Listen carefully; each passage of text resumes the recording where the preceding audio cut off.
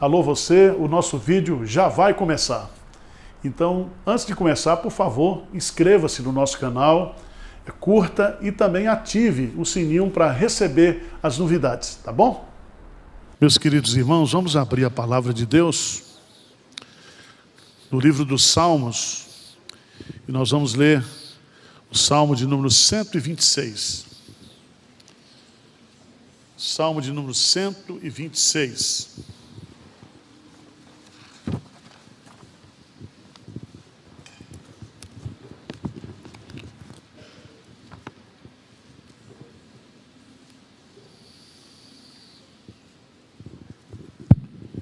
Vamos ler juntos, a uma só voz, esse salmo.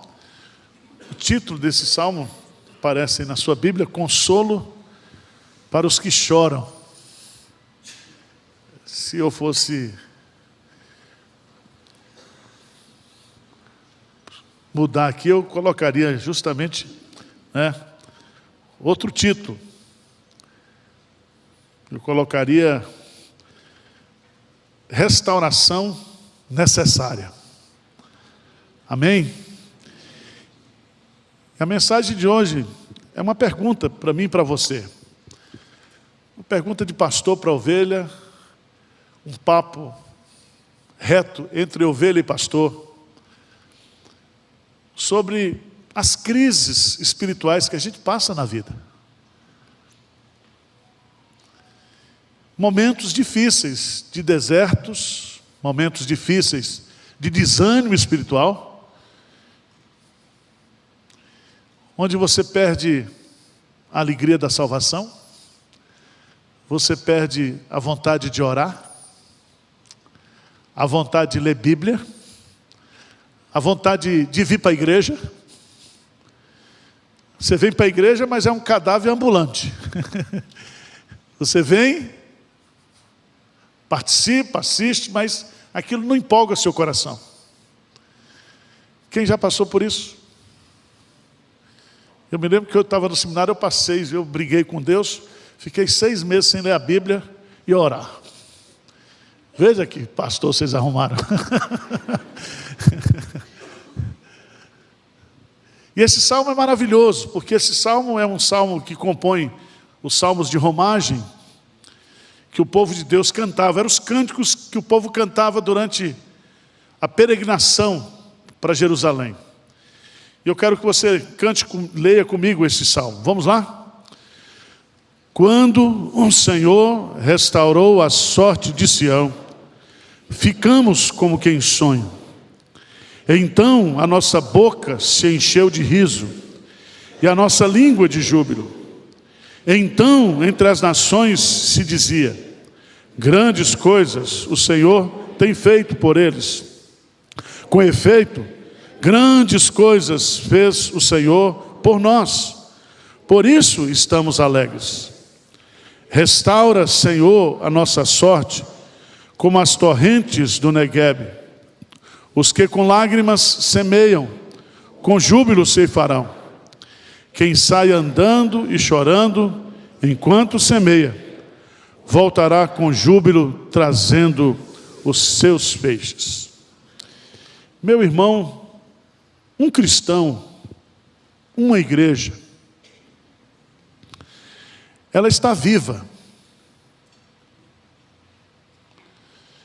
E jamais uma igreja morrerá, e jamais um cristão morrerá espiritualmente.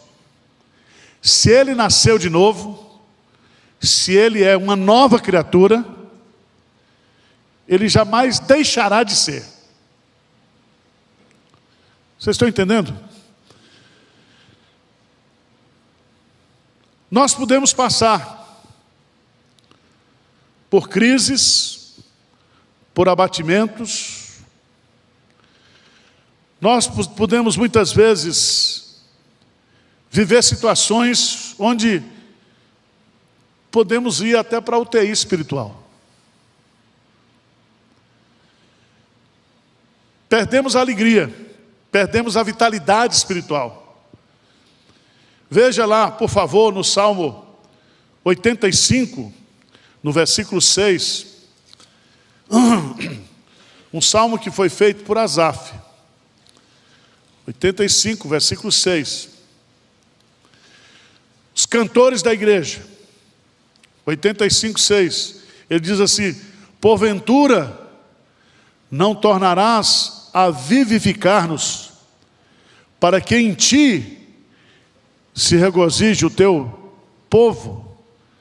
Ou seja, nós estamos sem vida, nós não estamos mais tendo alegria, nós perdemos todo o brilho espiritual, toda a satisfação espiritual. E o salmista então faz essa oração. E esse salmo, o salmo de número 126, eu queria que você desse uma olhada nesse salmo, porque ele está dividido em 3 partes. A primeira parte vai do versículo 1 até o versículo 3.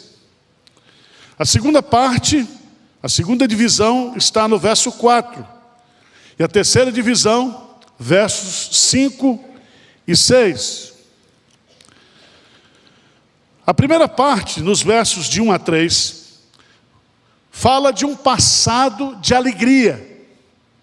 Um passado de alegria.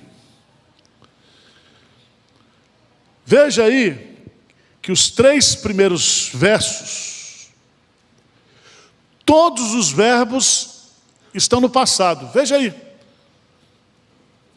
Quando o Senhor o quê? Restaurou. Passado. Ficamos. Passado. Encheu. Passado.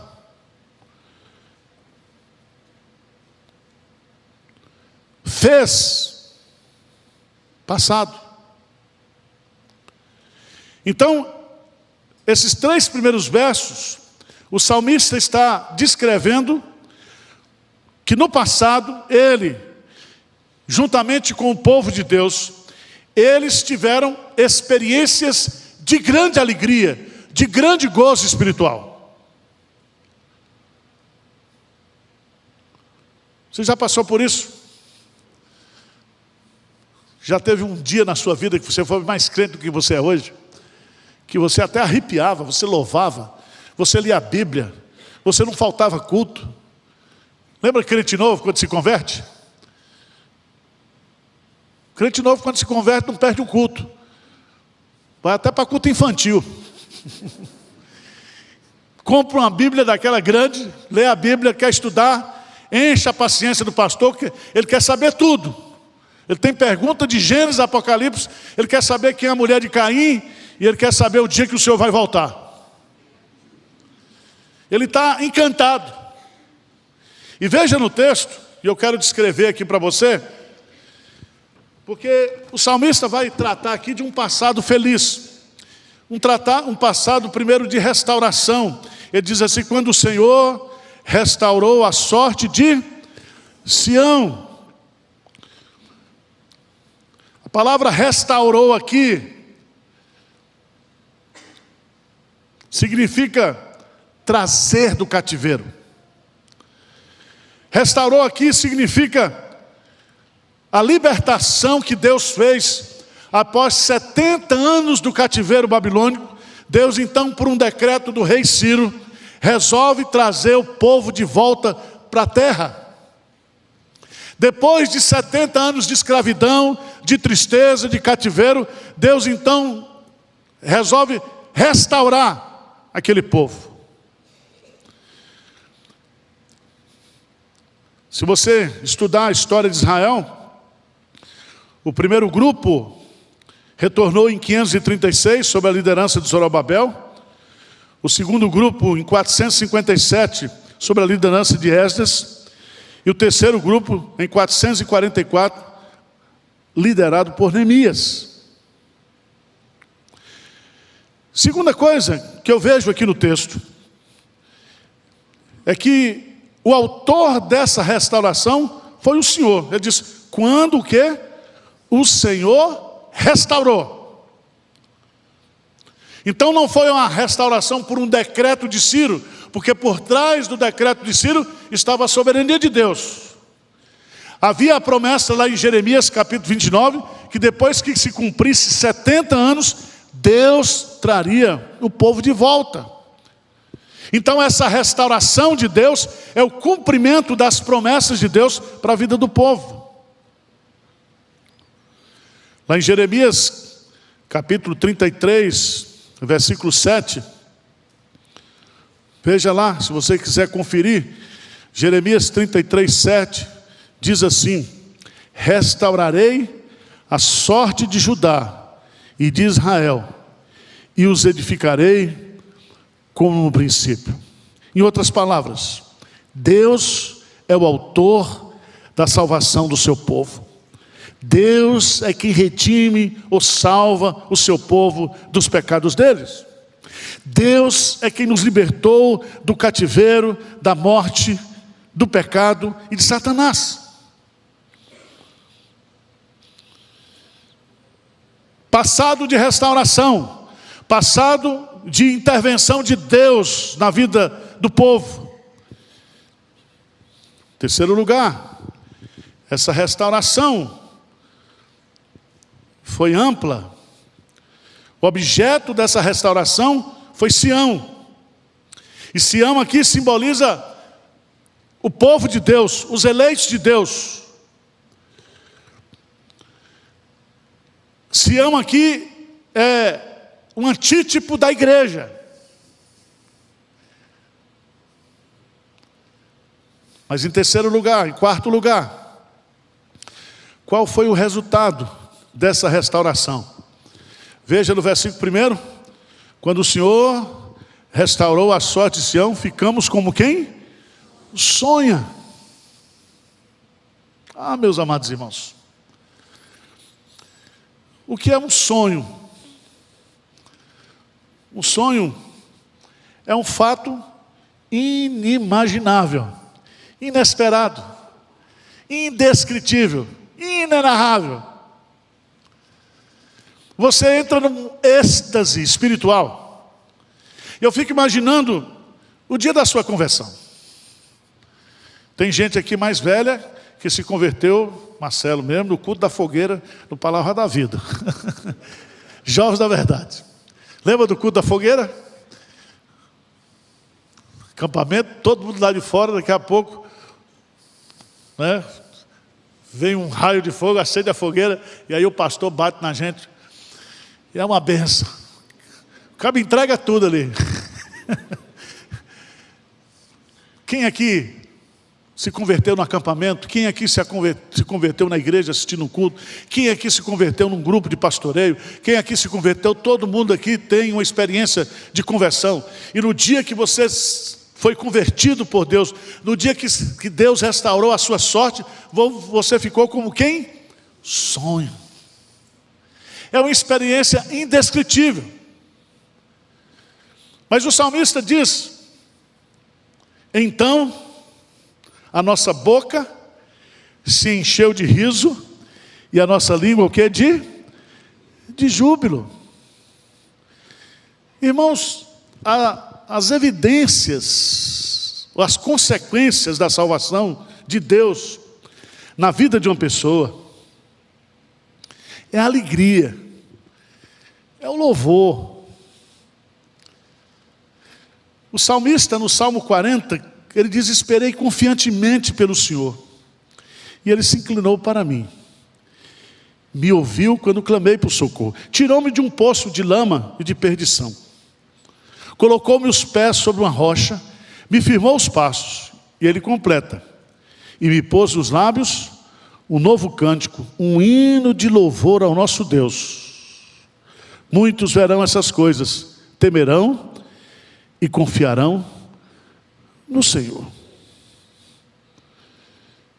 Irmãos, quando o Evangelho foi pregado em Samaria, está lá em Atos dos Apóstolos capítulo 8, aquela cidade foi tomada por grande o quê? Alegria. Jesus Cristo, ao descrever a conversão de um pecador na terra, quando um pecador se arrepende, ele diz: há mais alegria no céu, há uma alegria efusiva no céu.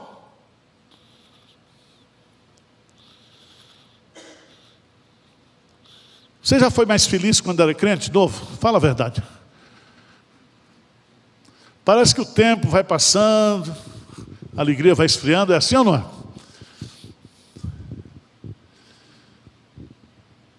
Quanta gente, eu me lembro, colegas da igreja, que hoje estão fora da igreja. Pastores que começaram comigo no seminário. A turma começou com 46 ou 47, formaram 23, e agora resolveram fazer um grupo, nós estamos em 11. Quantas pessoas entram e passam pela igreja? Quantas pessoas já foram dedicados?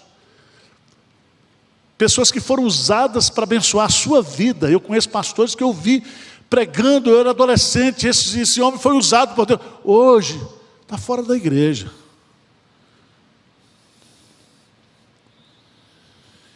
Então não basta ter um passado de júbilo. Porque o salmista vai dizer aqui que a sua conversão no passado foi reconhecida por aqueles que estavam fora. Diz no versículo, veja aí no versículo 2, diz assim: então, entre as nações se dizia, grandes coisas o Senhor tem feito o quê? Por eles. E ele reconhece, com efeito, grandes coisas fez o Senhor por nós, por isso estamos o quê? Alegres. É tão bom a gente olhar para o passado e relembrar as alegrias do passado, as experiências com Deus do passado. Quando você foi usado por Deus do passado, é tão bom você se lembrar e dizer, como Samuel, até aqui nos ajudou o Senhor. É tão bom. Mas irmãos, vamos para o versículo 3, versículo 4, porque agora o salmista sai do passado feliz, do passado glorioso, do passado cheio de experiências, e ele faz agora, no versículo 4, uma oração. E o verbo está no presente. Vamos ler juntos? Restaura, Senhor, a nossa sorte, como as torrentes no Negueb. Ele diz, o passado foi glorioso, mas no presente, nós estamos precisando de quê? Restauração.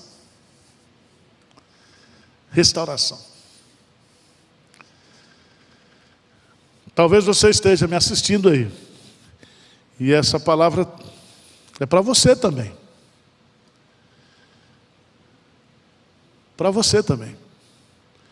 Você já foi tão usado por Deus, você já foi tão dedicado à obra de Deus, você já foi instrumento nas mãos de Deus para grandes coisas, você já teve experiências com eles assim, com Ele extraordinárias.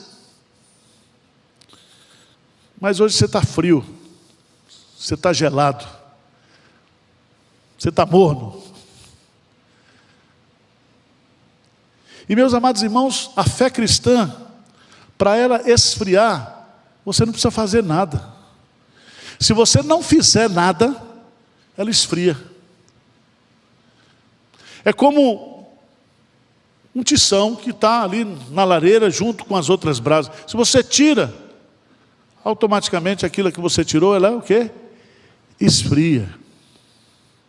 Por isso que lá, nós aprendemos no livro de Levítico que quando Deus acendeu o fogo, era necessário que a chama estivesse o quê? Acesa, que se mantivesse acesa.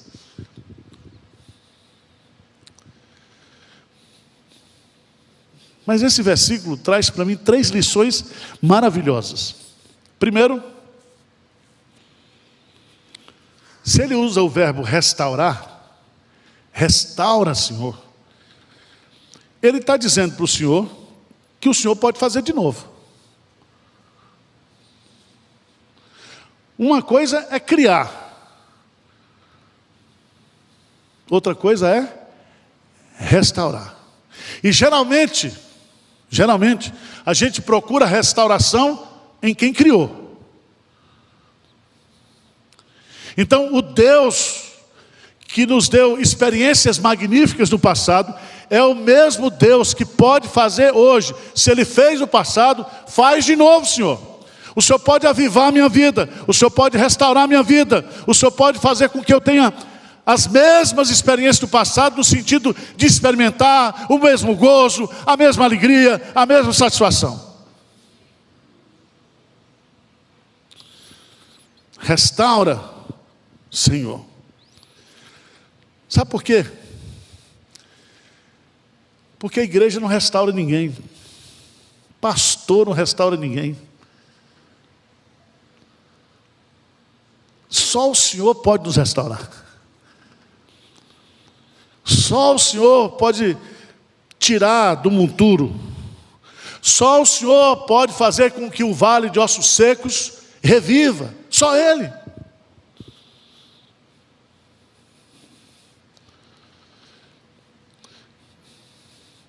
Mas em segundo lugar, quando Ele diz: restaura, Senhor, a nossa sorte, como as torrentes do Neguebe.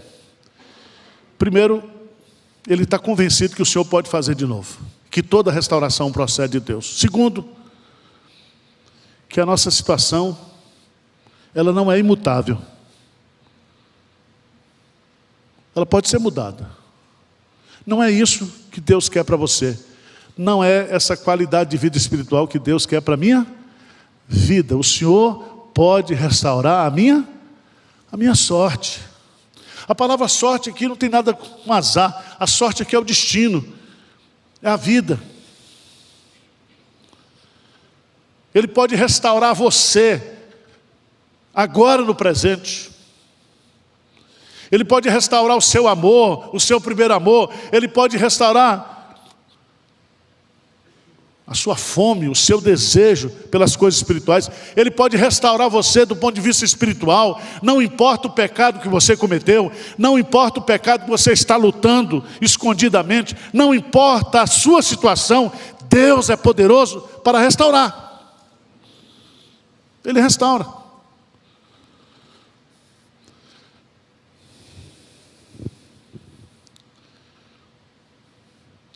Eu é que sei que pensamentos têm a vosso respeito.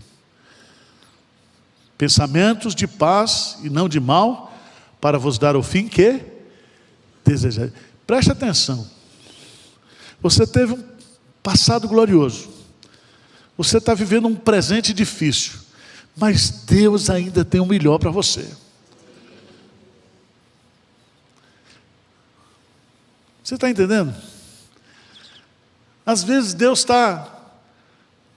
que já nos levou lá para o pico do monte, permitiu que nós descêssemos até o vale, para que Ele possa novamente nos levantar, nos erguer. Agora, por que Ele usa essa expressão como as torrentes no Neguebe?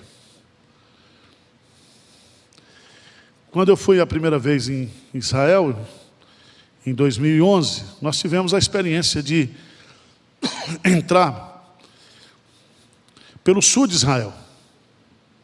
Você sai do Egito e entra pelo sul de Israel. E você entra justamente no deserto do Neguebe. Meu irmão, pensa numa coisa feia. Eu entrei lá, a primeira coisa que eu perguntei para o líder foi: mas isso aqui é a terra que emana leite e mel, essa desgraça? Porque era um deserto. E o pior, um deserto cheio de ponte. Aí eu não entendi nada. Eu falei: mas por que essas pontes no deserto? Ele disse: não, pastor, o senhor não sabe, é porque aqui, de vez em quando, aparecem umas chuvas aqui, umas torrentes, que vêm, não sei de onde. E esse deserto que o senhor está vendo aqui, quando vem essas correntes, elas são enverdecidas Ou seja, no deserto, há sementes que estão aí, misturadas nessa terra seca, que quando vem a água, floresce. E o impressionante é que você, cortando o deserto do Negueb, de um lado você tem frutas, você tem palmeiras, por causa do sistema de gotejamento. Do outro lado, tudo seco. O salmista está colocando aqui essa expressão maravilhosa: restaura, Senhor, a nossa sorte como as correntes do Negueb, porque ele sabia que as enxurradas invadiam repentinamente o deserto do Negueb, transformando sequidão em áreas verdes. E é isso que o Espírito Santo faz na nossa vida, na vida do seu povo. Abra sua Bíblia, por favor, lá em Isaías, capítulo 44. Isaías, capítulo 44, versos 3 e 5. 3 a 5. Vamos ler juntos, bem forte. Isaías, capítulo 44, versos 3 a 5. O que diz aí? Porque derramarei águas sobre os sedentos e torrentes sobre a terra seca. Derramarei o meu espírito sobre a tua posteridade e a minha bênção sobre os teus descendentes. E brotarão como a erva, como salgueiros junto às correntes das águas. Um dirá, eu sou do Senhor. Outro se chamará o nome de Jacó. O outro ainda escreverá na própria mão, eu sou do Senhor. E por sobrenome tomará o nome de Israel. Deus pode derramar do seu Espírito na nossa vida seca. Deus pode restaurar pelo poder do Espírito Santo a minha vida, a sua vida. O Espírito Santo pode me colocar de pé nessa noite, pode colocar você de pé. O Espírito Santo pode libertar você, restaurar você completamente nessa noite, se Ele quiser, se você desejar.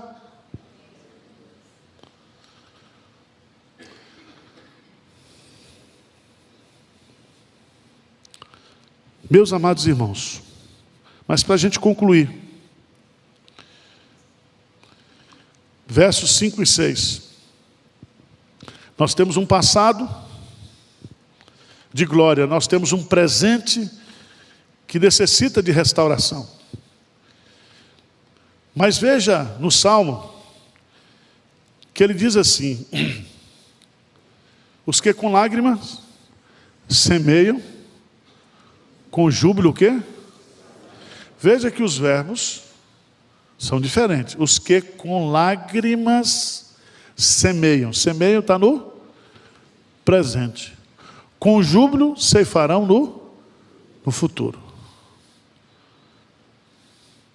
Significa que aqui nós temos as lágrimas, o choro, o quebrantamento.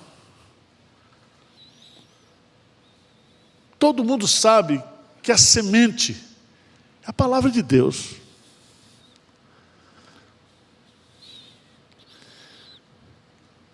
E eu, olhando para isso aqui, esquece o campo da agricultura e olha para a parábola do semeador, cujo coração, o nosso coração é o solo, e cuja a semente é a palavra de Deus. E você sabe que essa semente está dentro de você. Você potencialmente é como o deserto do Negueb. Se você chorar, se você buscar, se você gemer, se você se quebrantar, agora, hoje, Deus pode mudar a sua sorte.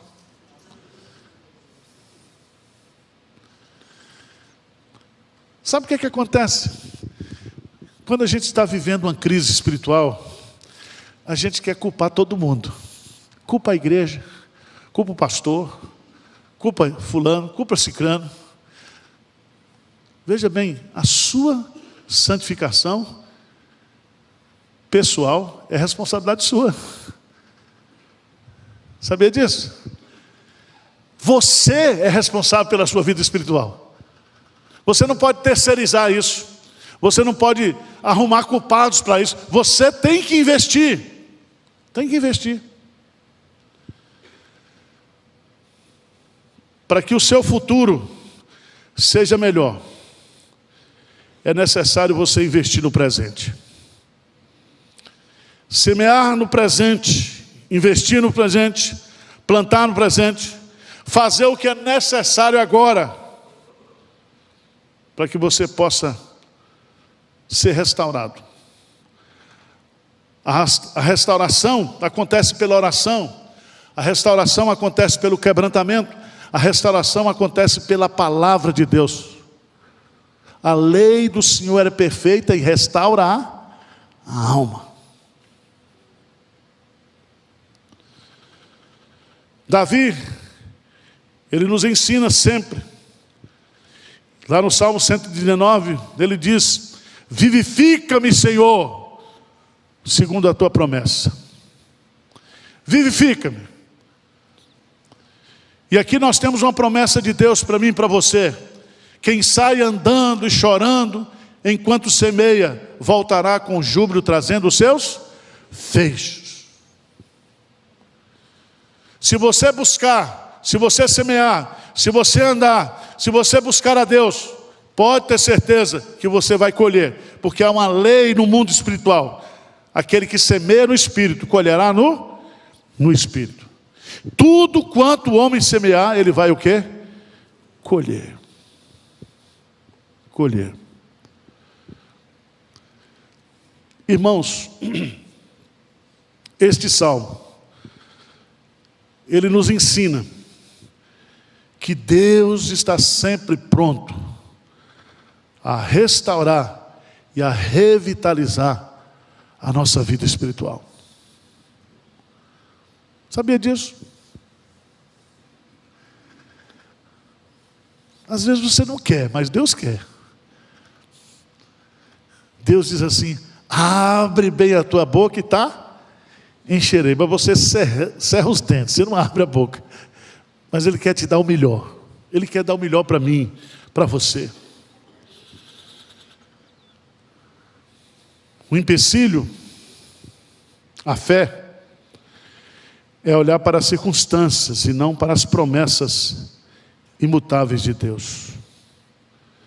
Restaurar significa avivar, voltar a viver. É a restauração da morte aparente.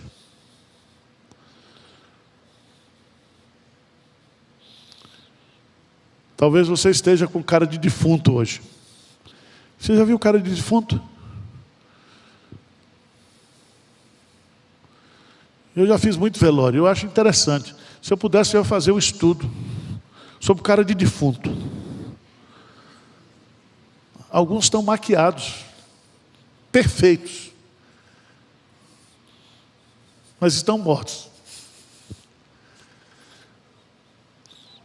Mas o pior é quando a gente não está morto, mas está com cara de defunto. Você quer restauração na sua vida? Você quer que Deus restaure você, levante você, tire você desse abatimento, dessa tristeza, dessa revolta? Mas tem crente revoltado hoje. Misericórdia. Tem crente que está brigando com a sombra.